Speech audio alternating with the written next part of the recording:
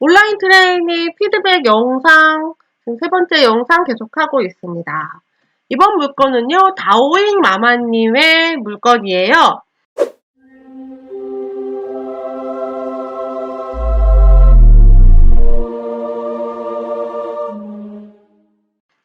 부산에 있는 물건이고요.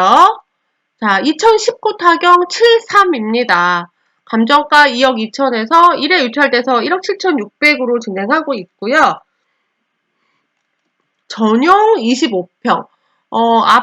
아파트인데요.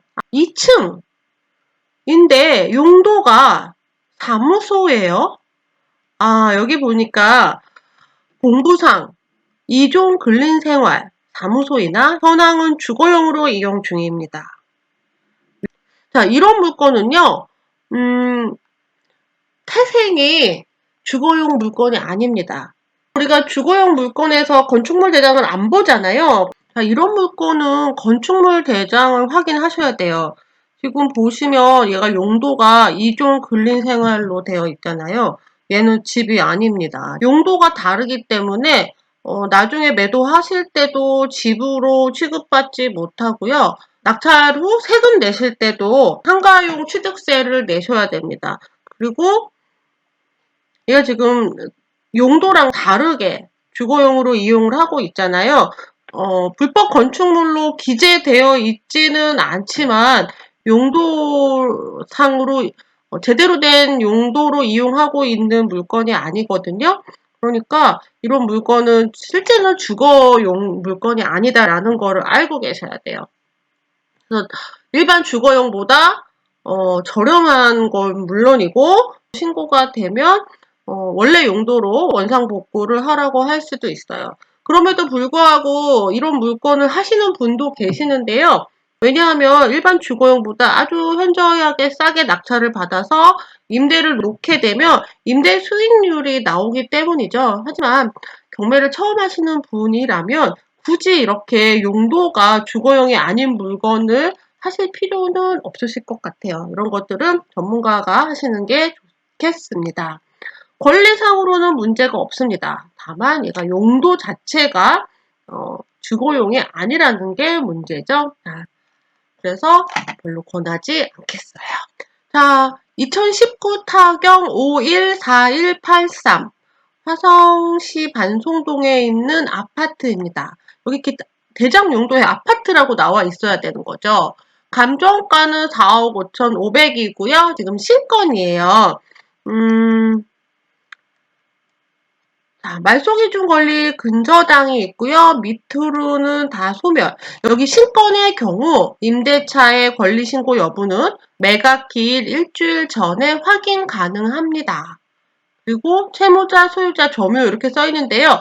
지금 이 물건은 3월 10일에 첫 매각 기일이잖아요. 그러니까 일주일 전인 3월 3일에 매각 물건 명세서가 나타납니다. 그럼 매각 물건 명세서는 아직 안 나온 거예요.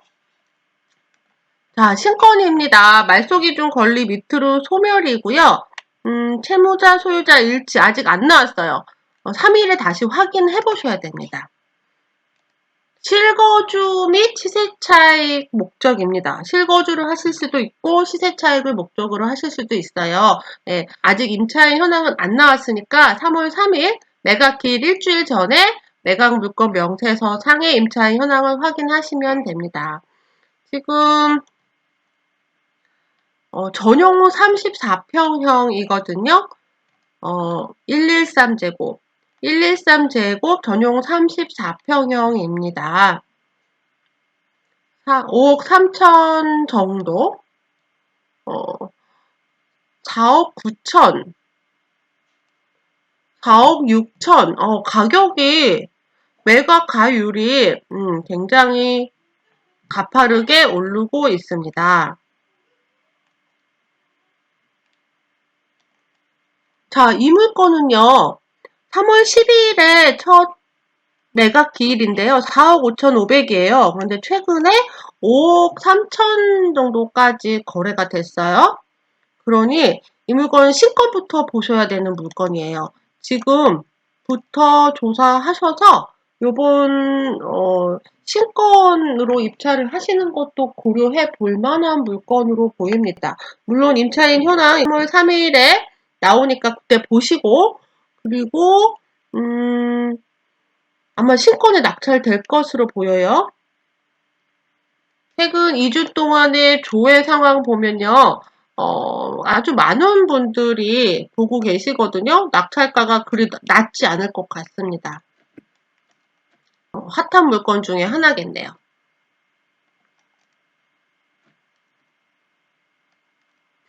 자, 2019 타경 13321. 용인시 처인구에 있는 아파트고요. 84제곱, 분양 면적 32평형 아파트입니다. 1억 6,700에서 1회 유찰돼서 최저가 1억 1,690만 원이에요. 3월 10일 같은 날 진행을 하네요. 자, 말소기준 권리 근저당 있고요. 밑으로 소멸, 채무자가 점유하고 있는 깨끗한 물건입니다. 이게 아까 방금 전에 봤던 화성 물건보다 훨씬 소액이고요. 사이즈도 조금 작죠. 실소유로 보시기에 두 물건의 차이가 굉장히 크네요. 할 수 있다면 화성시 물건이 좀 더 가치가 있을 것으로 보여요. 4억 5,500짜리랑 2억 6,700짜리니까 거의 가격이 2배 넘게 차이가 나잖아요. 실거주하실 물건들을 주로 보고 계시는데, 이 물건은 살기에 쾌적한 물건, 조금 전에 봤던 화성 물건은 후에 시세 차익까지 만드실 수 있는 물건으로 예상이 됩니다.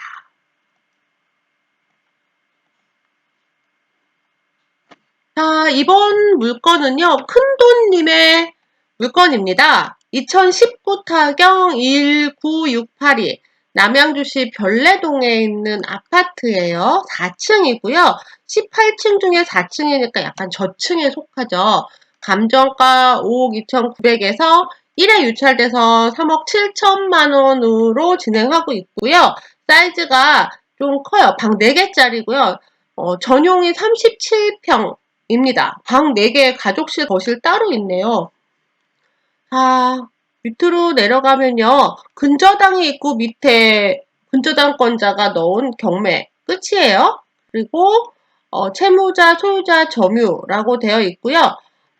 주보람이라는 분이 살고 계신데 전입세대주 주보람을 임차인으로 등록했다라고 되어 있어요. 가족이에요.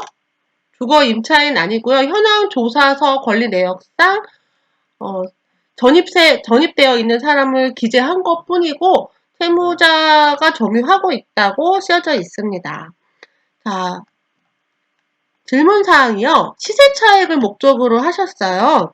임차인이 있으나 대항력이 없음.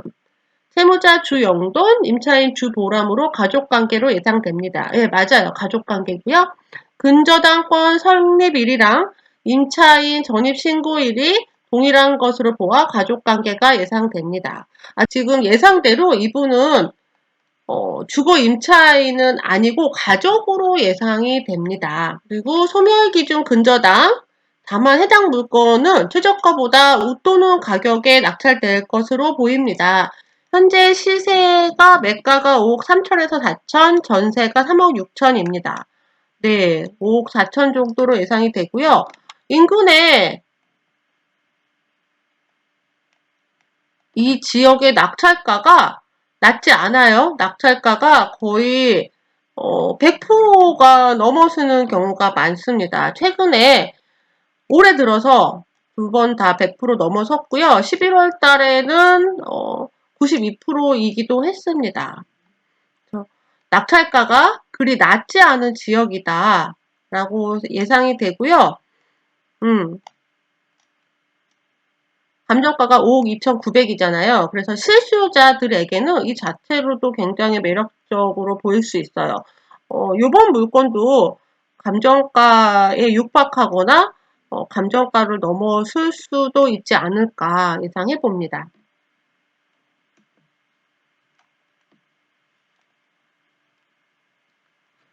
다음 물건이요. 자, 2019 타경 79974 남양주시 진저읍에 있는 아파트입니다. 감정가 3억 2,100의 신건이고요. 전용 84제곱, 그러니까 분양면적 32평형 아파트입니다. 2월 달에 신건으로 진행됐다가 다시 재경매가 뜬 물건이에요. 질문이요. 해당 건은 1회 유찰되었으나 최저가가 낮아지지 않은 이유는 무엇일까요? 신건으로 2번 떴어요. 지금 이 특별한 이유가 나와 있지는 않은데요. 경매 절차상의 문제가 있거나 해서 이렇게 된 것으로 예상이 되어집니다. 채무자가 거주자이고, 자, 말소기준 권리 먼저 볼게요. 근저당이 있고요. 밑으로 소멸. 채무자 소유자가 거주하고 있고, 근저당 이후로 모두 소멸되기에 권리상으로 깨끗합니다. 최근에 실거래가가 3억 2천, 전세가 2억 3,500입니다. 최근에 실거래가가 2020년 1월 달에 거래가 엄청 많이 됐어요. 그래서 3억에서 3억 2천 사이고요. 전세는 2억 2천에서 2억 4천 사이입니다. 시세 차익을 목적으로 하셨어요. 시세 차익을 목적으로 하시기에 거래가 그만큼 활발한데요. 낙찰 예상가가 2억 8천, 2억 9천 정도 하네요. 시세 차익을 목적으로 하셨는데요.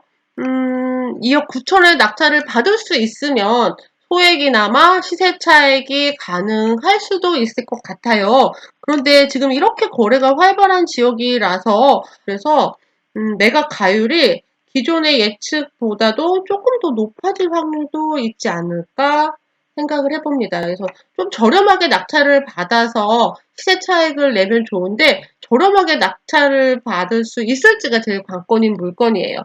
단기 시세 차익 도전은 해볼 수 있는데요. 그리 쉽지는 않을 것 같습니다.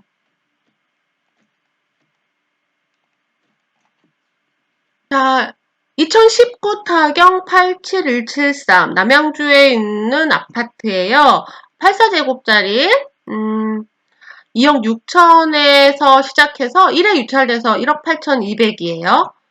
자, 이 물건은 11층이고요. 33층 중에 11층인데요.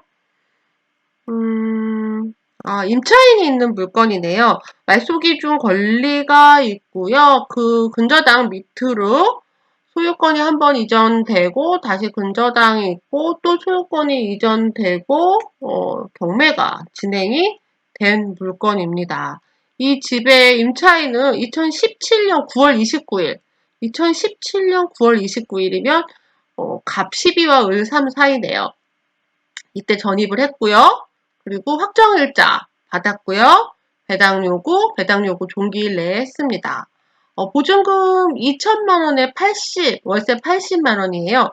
그러면 이 집에서는 소액임차인으로 4천만 원 이하면 소액임차인이고 그 중에 1,400만 원은 최우선에서 배당 받거든요. 그러니까 2천만 원 중에 1,400만 원은 최우선에서 배당을 받고 600만 원은 미배당이 되겠네요.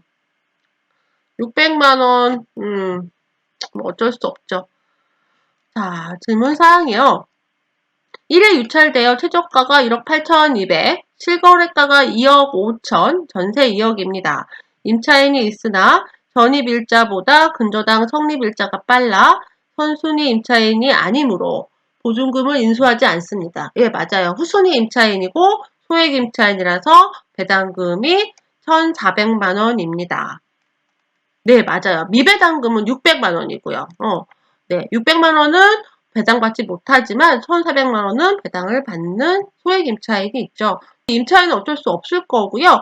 1,400만 원을 배당받기 위해서는 낙찰자의 명도 확인서가 필요하니까 명도 저항을 그렇게 할 수는 없을 거예요.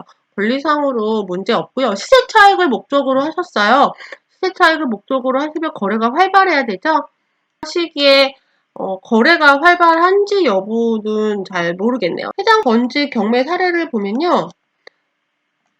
2억 3,400에 낙찰받은 경우도 있고요. 2억 5,800에 낙찰받은 경우도 있거든요. 둘 다 굉장히 비슷한 물건인데요. 그래서 뭐 2분 같은 경우는 시세 차익이 가능하지만 2분은 시세 차익이 가능하지 않죠. 일단 이렇게 예시를 보시고요. 시세 차익이 나기에 살짝 애매한 금액이긴 해요. 뭐 불가능하진 않습니다. 한번 도전해 보셔도 괜찮을 것 같아요. 다만 이렇게 물건들 여러 개 보셨잖아요. 이 여러 가지 물건들을 같이 동시에 비교를 해보시고 가장 최적의 물건이 뭔지 선택을 하셔야 되겠죠.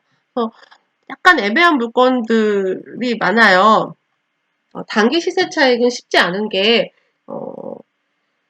낙찰을 받고 잔금 납부한 후에 또 매도할 때까지 돈이 또 추가로 들잖아요. 그래서 필요한 자금이 얼마큼 되는지도 꼼꼼하게 좀 체크를 해보실 필요가 있습니다. 세금도 체크하셔야 되고 또 매도할 때까지 금융 비용도 체크를 해보셔야 돼요. 그래서 수익률 계산기 충분히 한번 검토해 보시고 진행하셨으면 좋겠습니다. 수익률 계산기 즐경 카페에 올려져 있어요. 그리고 다음 시간에는 수익률에 대해서도 배우실 거예요. 그러니까 단기 시세 차익은 쉽지 않은 일이거든요. 그래서 수익이 어떻게 나는지, 추가 비용에 뭐가 들어가는지 조금 더 꼼꼼하게 체크를 해 보시기를 권해드립니다. 자, 이번 주 온라인 트레이닝 피드백 다 해드렸습니다. 이번 한 주도 화이팅 하시고요. 다음 주에 또 뵐게요. 안녕.